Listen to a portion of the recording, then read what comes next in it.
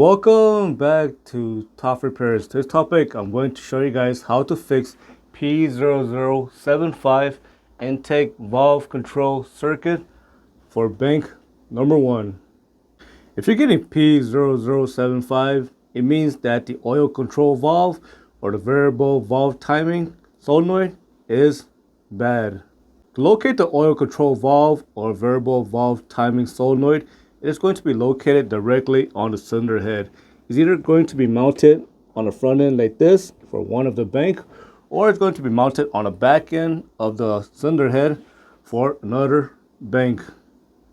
When you're getting P0075, it means that the oil control valve is bad on bank number 1. So bank number 1 is going to be on cylinder number 1 side. What is the purpose of the oil control valve or VVT solenoid? The purpose of this part is to regulate the amount of engine oil flowing to the cam phaser to advance or retard, and it will change under different load or RPM.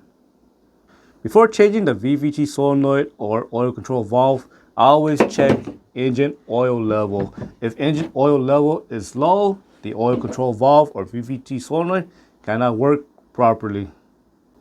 And of course, I always check the engine oil condition. If the engine oil is extremely dirty, it can cause the oil control valve or VVT solenoid to start to clog on the inside. Next, check the connector on the VVT solenoid or oil control valve. Make sure it is not saturated in engine oil. Make sure the connector is not loose. Make sure it is not broken. Also check on the inside. Make sure the pins are not corroded, and also make sure that the wire is not broken or open, and always check the solenoid and make sure it is not shorted. If the connector is extremely dirty, you could always use carburetor cleaner and you can clean the connector, because if the connector is soaked in engine oil, it can cause it to not work properly. Also, if the solenoid itself is clogged, again, you could use carburetor cleaner or throttle body cleaner, and you can clean on the inside, and hopefully that'll fix the issue.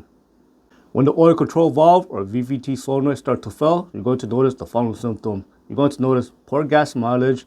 You're going to notice the check engine light is going to turn on, and you're going to get some sort of code for this part.